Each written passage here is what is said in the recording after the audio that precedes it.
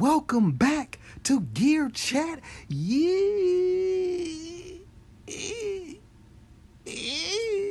Welcome back to Gear Chat University. Ding.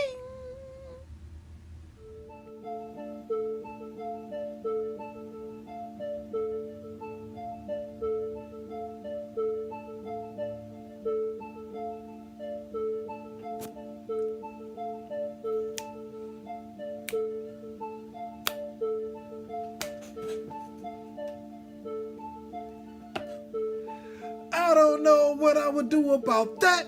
Every week let's stop right there, sir.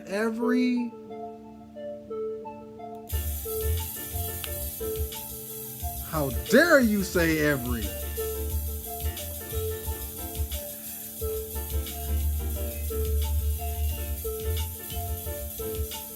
John G TV.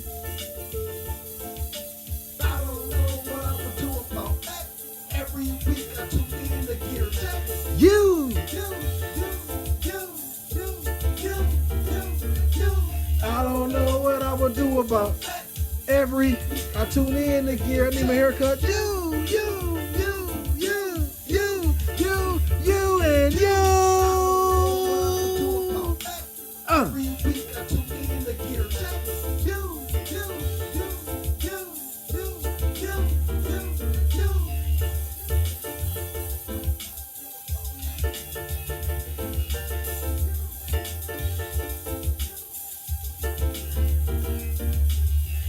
John G, cut that music off. We don't want to hear it anymore.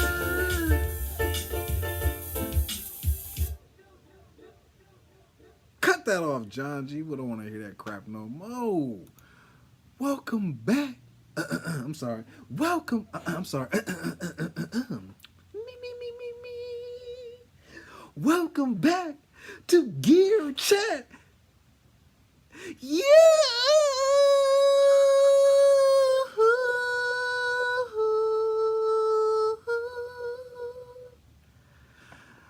Like this. John G and John G TV. Boy, where have you been? Sorry about last week. Last week I see what had happened was, no, for real, I was unable. I was gonna do it Wednesday, I was gonna do it Friday, and here we are. We're here. I didn't do it, as you can see clearly. Actually, I was at the Kevin Hart. You know, he's doing this little tour right now. I haven't seen it twice now. I've seen it once in Madison, and I just saw it again on Thursday. It's a decent set. Actually, Neum, I think I'm saying his name, the guy that goes on before him in Madison and here was actually probably better than Kevin. Like, if I could have saw him for an hour, and everybody was cracking up like, man, that one guy. I was like, yeah. Like, you know, he kind of closed for the Plastic Cup boys. He was there, you know, finishing act or whatever. And, you know, clearly he was the best one. But yeah, I think he about ready for his own special or whatnot. But yeah, so I was there. I didn't get a chance to record, long story short. Or I didn't record, rather, last week. However, because last week I just wanted to talk about the Neutron, mainly because, you know, it has arrived, as they say, and I just want to say how impressed I am. I mean, dude, just like y'all, I saw all the video. I ain't gonna show y'all. If you just saw the video of the cell phone, you just saw a peek of it, but I will play it. I ain't like that.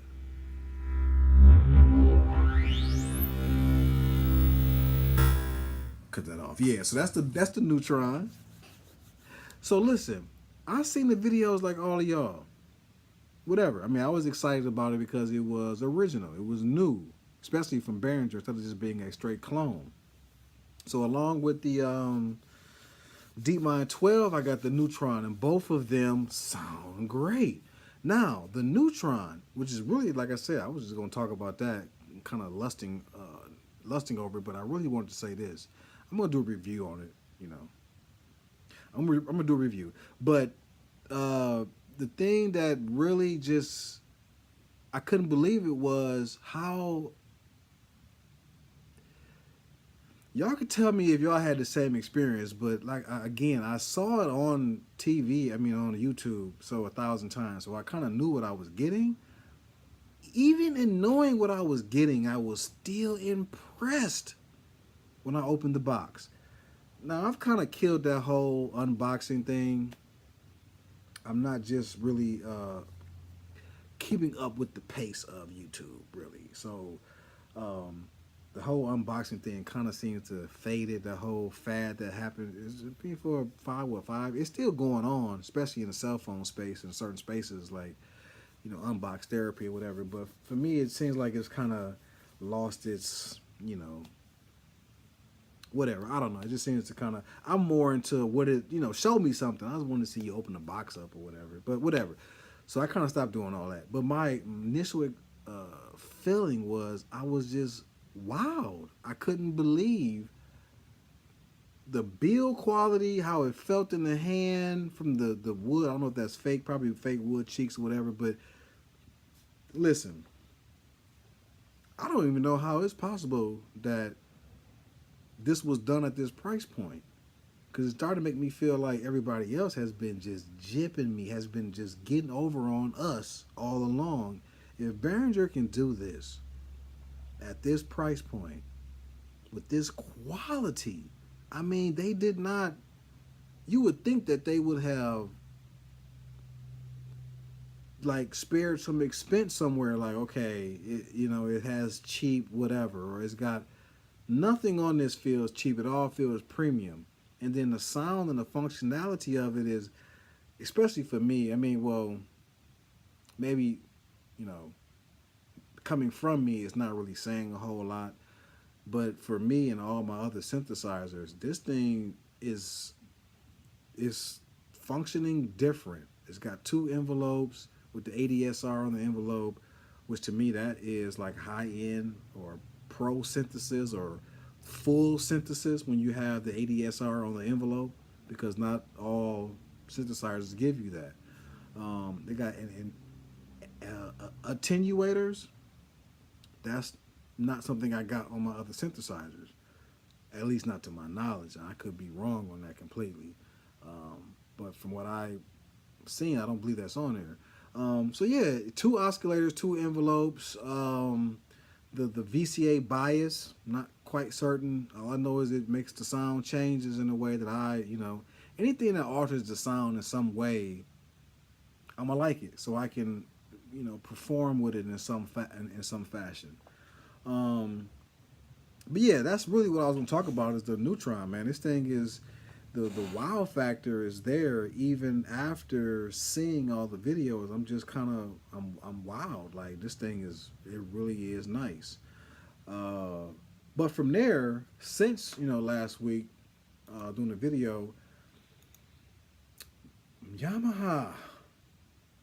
Moving on over to Yamaha, because this is really the hot button topic right now. The MODX. I heard they're calling it the MODX. MODX just sounds better to me. I'm sorry. MODX just sounds, MODX seems like you're doing too much. Just MODX. But so yeah, the MODX, MODX, however you want to pronounce it. What do y'all think about that?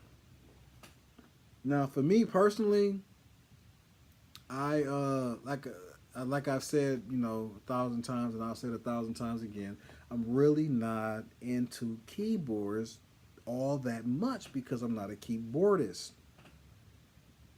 I do have I got the Arturia keyboard mainly for just for functionality. When I do want to do a light little key work, I can. But as far as like big keyboards, not me. I'm good.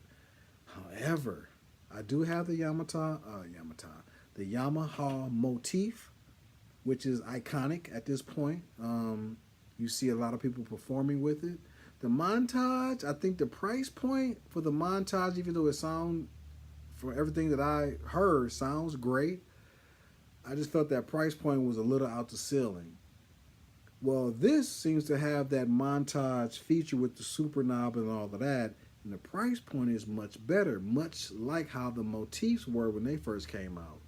So, my point is, or my thought is that could the Mod X be the new motif? Could this be the new standard for when you're going to a show and seeing someone perform, when you now start to see the Mod X's on stage? Because, like I said, the price is right. And it's got me going, 2020 maybe? Not 2019, but 2020 maybe. Maybe. I mean, why not? It'll be old by then, you know, all of the hype will be gone. And I guess the main thing that's really got my interest was the whole sample, how it, you know, it, because I think who does Profit? Whoever does the Profit, that's not Dave. Is that Dave Smith? I think Dave Smith. I think he has the sample base, but his keyboard is it's up there. It's through the ceiling. So I know I ain't gonna get it because I'm not gonna, the money it costs, I'm not gonna get it out of it. I just feel like I won't get it out of it. So I'm not gonna waste my money. However, this Mod X, having some of those features from the montage, it's kind of got me going, maybe I get this. Because this would be like bringing the motif to the future, bringing it updated. Although I think I want to say I saw that it didn't really have much of a sequencer on there. I'm still not clear in terms of, I think from what I've seen, it's less of a groove box or less of a workstation as opposed to it being more of a performance piece and just allowing you to just track it out to your DAW and record that way. Because the motif sequencer was amazing, or is amazing rather. That's an amazing sequencer. I really don't know what the big thing about sequencing is, like why that's a thing, but I will say that of all my gear, the first thing you realize is that they all don't function the same. Just because they all have sequencers, they all don't loop the same, you know, and so this is where you're, as a, you know, as a beat maker or a producer, one who's making the track, the gear itself may kind of steer how the beat is made if it doesn't loop how the other piece of gear does. And so they don't always function the same, and you just kind of, you know, you roll with the lumps. Okay, this one does this way. And so for me, it will ultimately, you know, kind of shape how the beats are made on that particular gear. So I make beats that are sounding this way when I'm using that gear. But if I want a different style of beat, then I'll maybe go to a different piece of gear because of how the functionality of the sequencer or the effects on the actual device works. And so for a long time, I didn't really get like, what's a sequencer is a sequencer, but really it's not. Because the Yamaha one, the one thing I can say about that motif, the sequencer was very nice. And for at the time that it was, you know, I bought that in 99, I think. I think it was still in the early, if not 90s, it was early 2000s when I bought that. And I just remember being at the time now, even at then, I wasn't like a gear, I didn't have a full knowledge of gear, so I don't know. Maybe there were other pieces of gear that did this. But to me at the time, this was something that was only it did. I thought it was great. And what it was being able to have like track 1 on a 1-bar loop, have track 2 on like a 3-bar loop. Basically, you could have each track on a different bar or different measure. I thought that was phenomenal, especially for that being back then. And I'm sure there has to be, I'm sure that wasn't the first piece of gear. There has to be other gear that did the same thing. All I know is that all of my gear don't do that. I got other groove boxes that don't let you each track change how you want, which I think is a powerful sequencing feature, because if you lock me into all the tracks, then that's what it is. But giving me that freedom, now I can have that. I love doing 1 bar where it's 3. So now it's almost like you're doing the trig thing with the electron. Like if you don't have trigs, this is how you can kind of program a trig by having threes and fives, having a 3 and a 5 bar loop on top of a 4 bar on top of a 4 bar loop. So now you have these things coming in and out over time, where it's not just every 4 bars being the same repetitive motion. Now you have like this ever moving thing where it doesn't like instead of the loop being here, now the loop is way out here, and it'll be 30 minutes before the loop comes around, to the point that you can't even catch the loop now because it's so spread out. So it's ever changing. So I like that. I like how sequencers work when they do that function, because it just makes, it automatically kind of gets you out of a stagnant position by a simple programming feature. So I love that. So I'm hoping that, like I said, the Mod X, or not hoping, I'm wondering if it will replace the motif in terms of that performance piece. Well, I don't know what y'all think about it. I actually think, Yamaha has kind of like, they kind of, to me, they kind of got the big keyboard market. They're the only ones that's been consistently giving us, good keyboards. The Montage I'm not going to say it was a flop, but the price point, I feel like that's the only reason it's just not going to reach enough hands at that price. But the Mod X, I feel like they're going to sell more units. More people will buy it. Now Yamaha, this is John G from John G TV, which you all should do, or maybe you got something in the works already, but I would like to champion you to follow up with this, because now you're going to sell more units because the price is cheaper. You follow it up with something else, like come back with when is the last time Yamaha did a synthesizer that's desktop? Basically, you pick a price point and find a product you can make in that price point. So you got the Montage at 1,000 up to 15. Now let's find something that's $800, $700, $600, $500. What can you make us for that price?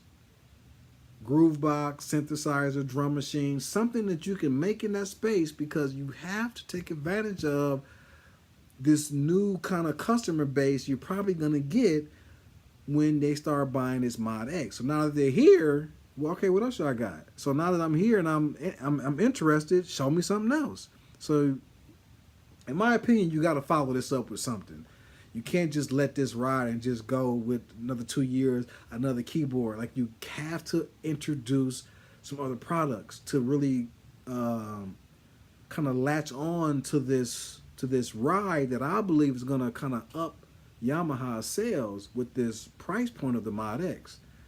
I mean, since Korg has left that small Voca space, perfect time for you to come in and offer something Voca boutique-ish, boutique-ish, and give us something. I mean, hey, again, you have to take advantage of this opportunity, of this time that you have created for yourselves by making this product at this price point with the Mod X. So, yeah, we'll see. Maybe some effects units. I mean, something. You got to take advantage, though, Yamaha. You got to. Arturia and other companies are killing it. Find your way. Effects units. I think that's a good way to get in the game. Come out with some innovative effects units and offer that. But find some type of audio processing unit, sound manipulation. Maybe the Yamaha. It's been a while since anybody has given us a. Remember how back in the day they would give us a keyboard and then give you the sound module? What happened to sound modules? Just give me the thing that has all the sounds on it. I don't need the keyboard. Like, for me, that'd be perfect. I would get the Montage maybe if it didn't come with the keyboard. It just came with all of the Montage features that I could just work it from something else. Maybe I'd be more interested. Maybe you do something like that, where you're offering a sound bank or a groove box, something. I don't know. I don't know what kind of design team y'all have, Yamaha. I just know that this is a good time to piggyback off of the MODX and this price point that you came up with. So, yeah, what else did I want to talk about? I think that was pretty much it. The MODX. I think that was it. The MODX and this Behringer, man. Let me just turn this on again.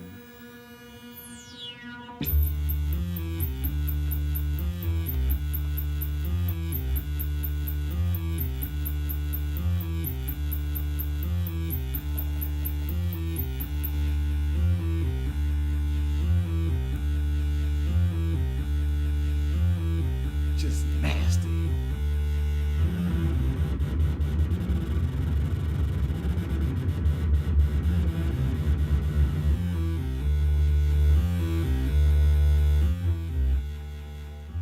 That's that overdrive right there.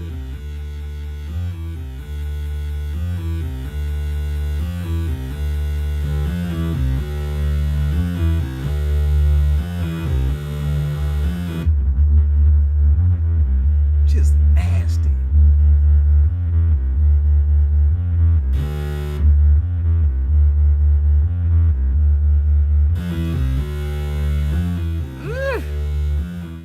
And it's basically got it where, like, almost everything on here, you can morph between the shapes. So instead of just going from a sawtooth to a square wave, you could, there's a point where it kind of marries and it's both. Sweet niblets, I tell you.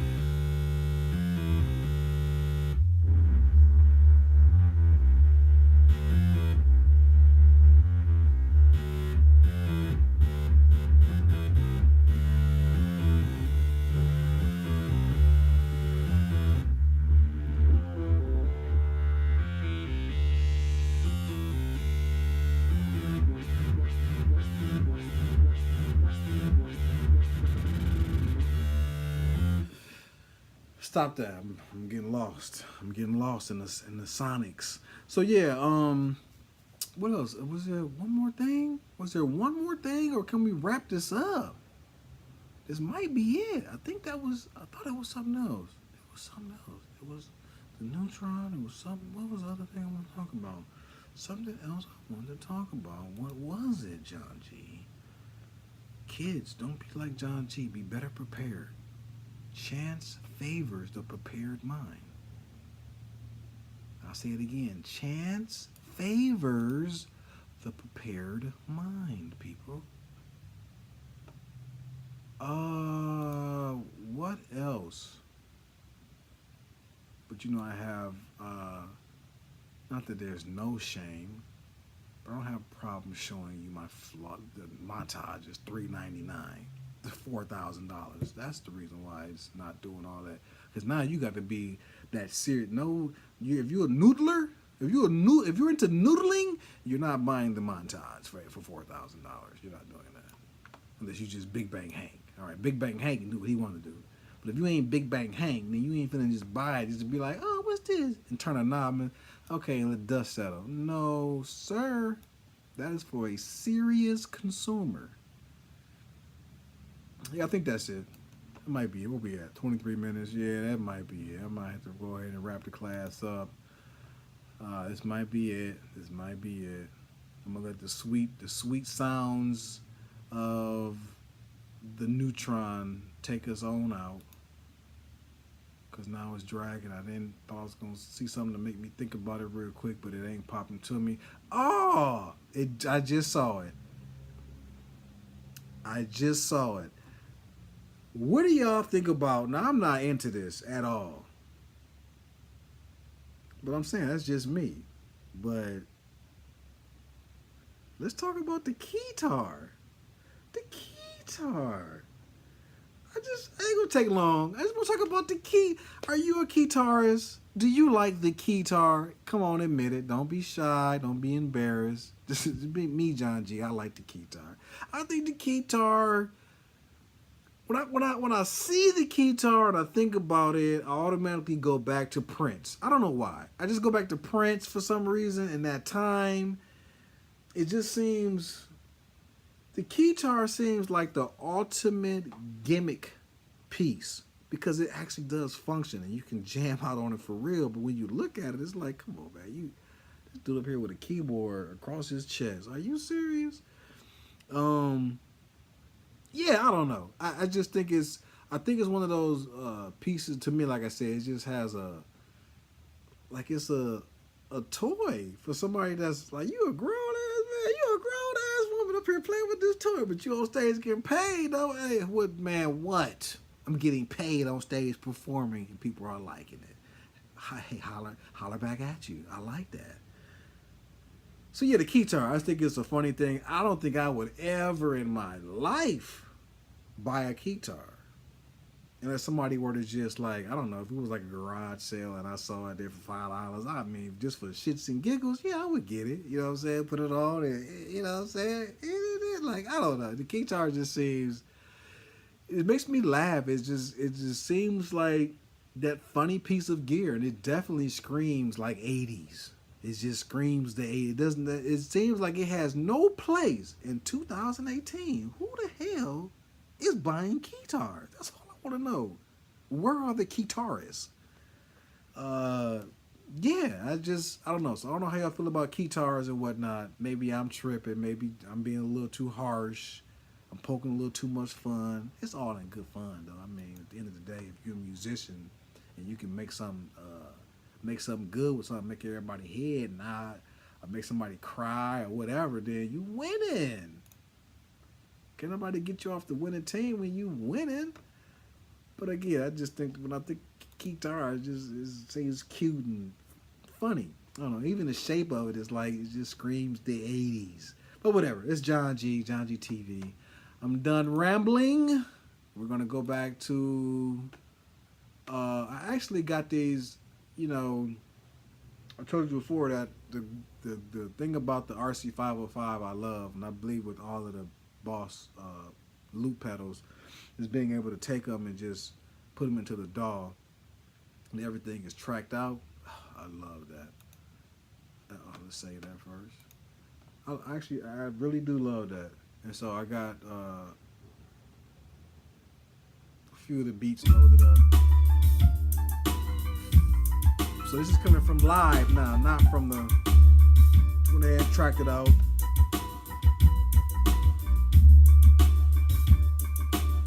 John G TV, and another one.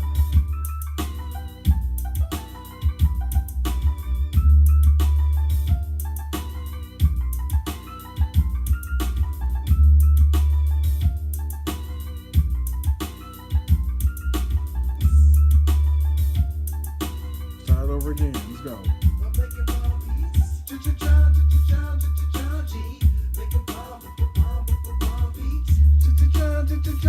John G, making bomb beats. Making bomb beats. I'm making bomb beats. Cut that off, John G.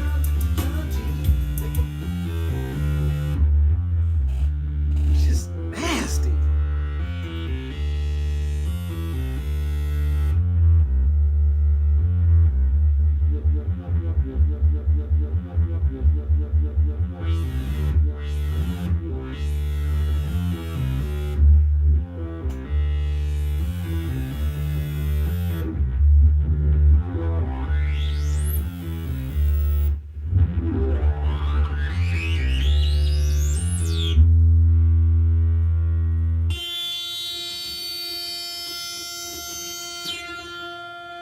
Fade to black.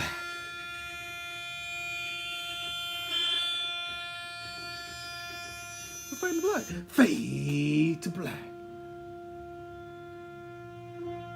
We ain't gonna fade? I thought we were gonna fade to black. We ain't gonna fade? Oh shit. Fade to black.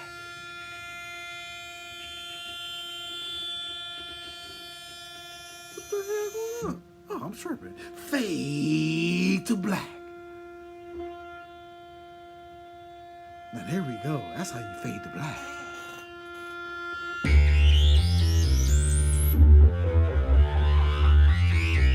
Just nasty.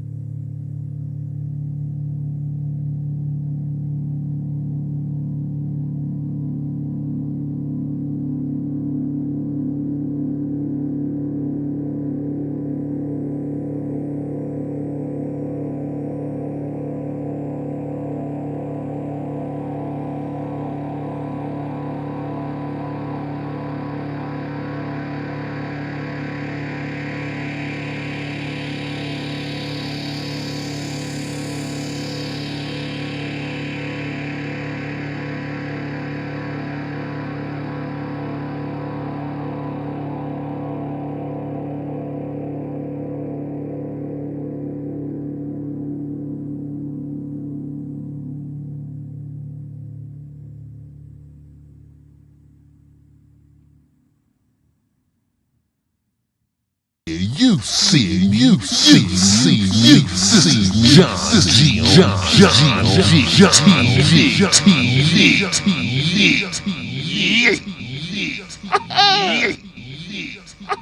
G.